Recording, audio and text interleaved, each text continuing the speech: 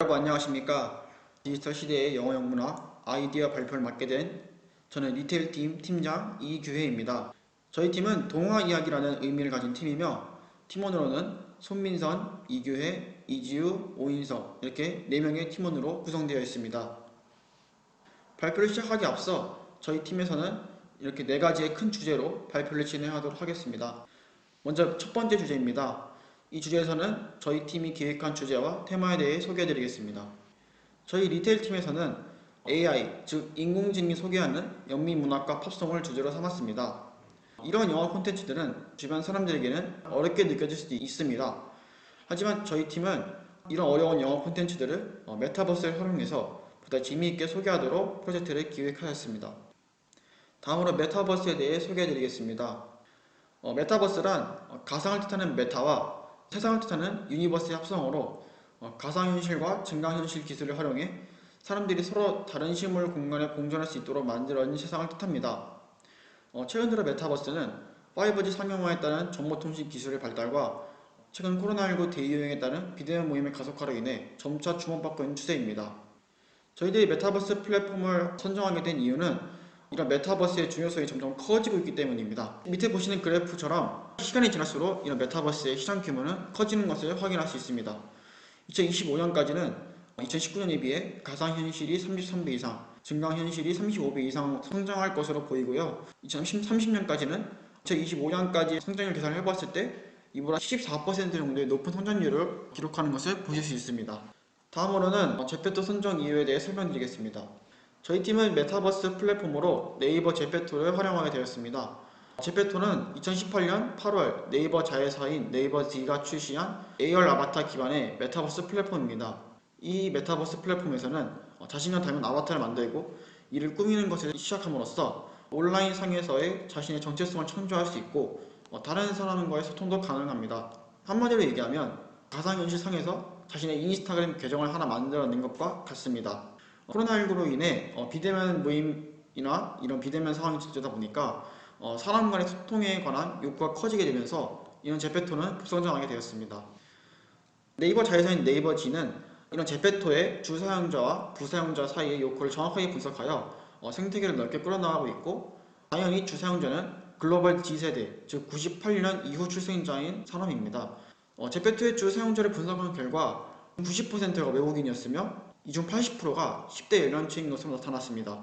즉 제페토는 글로벌 G세대의 장이라는 의미인데 10대 연령층의 특성에 맞게 자신의 개성을 중시하고 SNS 특성도 즐기며 특히 K-팝이나 이런 한류 같은 높은 관심과 엔터테인먼트 요소에 대해 흥미를 지니고 있는 층이라고 할 수 있습니다.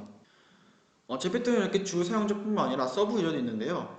제페토의 서브 유저에는 패션이나 엔터테인먼트 또는 게임 등의 서비스를 제공하는 기업들입니다.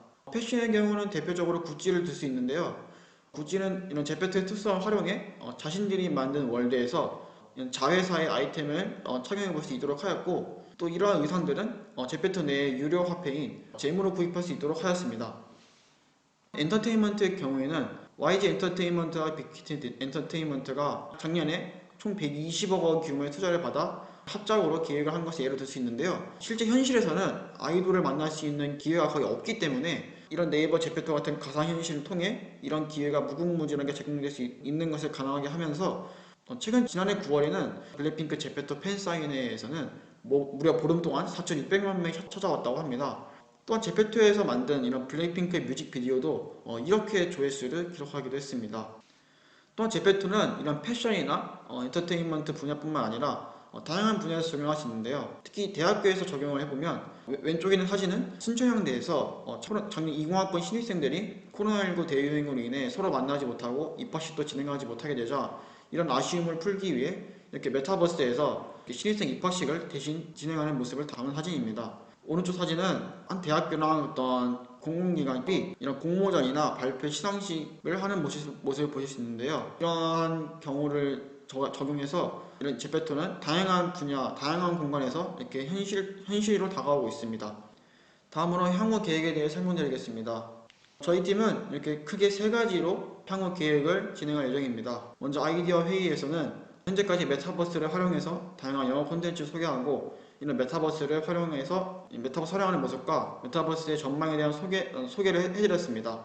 하지만 저희가 실제로 이렇게 메타버스 상에서 구현을 하려다 보니 이런 제페토 월드를 만드는 연습이 많이 필요했고요. 이런 과정에서 시행착오도 많이 겪었고, 또한 핸드폰에서는 이런 월드를 만들 수도 없고 구경만 할 수 있기 때문에 지금으로서는 컴퓨터에 이런 프로그램을 설치해서 제페토 월드를 각자 만드는 그런 연습을 하고 있습니다. 뿐만 아니라 저희 팀은 메타버스 및 이런 제페토 프로그램에 대한 자료조사도 하고 있는데요. 이 조사를 한 이유는 방금 말씀드렸다시피 이렇게 시행착오를 많이 겪었기 때문에 이를 보다 최소화하기 위함입니다. 마지막으로는 구체화인데요. 저희 팀은 메타버스를 활용하긴 하지만 하나의 월드를 만들어서 그 월드 안에서 계속 저희 팀의 기획에 맞게 계속 이어서 만들어 나가는 것을 목표로 하고 있습니다. 하지만 아직은 월드를 만드는 게 익숙하지도 않고 많은 시행착오도 있고, 아직은 또 아바타의 의상을 입히는 거나 뭐 건물을 만드는 거에 대해서 이런 많은 부분에 있어서 시행착오가 아직 있기 때문에 각자 연습 단계에 아직 있습니다.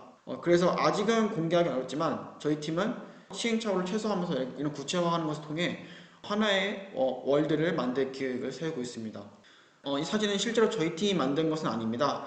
그냥 단순히 예시로 그냥 이해를 돕기 위해서 예시로 이렇게 보여준 사진인데요. 아직은 이렇게 시행착오도 많고 월드를 만든 것이 익숙하진 않지만 계속 이렇게 구체화를 해 나가다 보면 이런 예시처럼 저희들도 저희 기획에 맞는 이런 제페토 월드를 만들어낼 수 있을 것이라 기대합니다.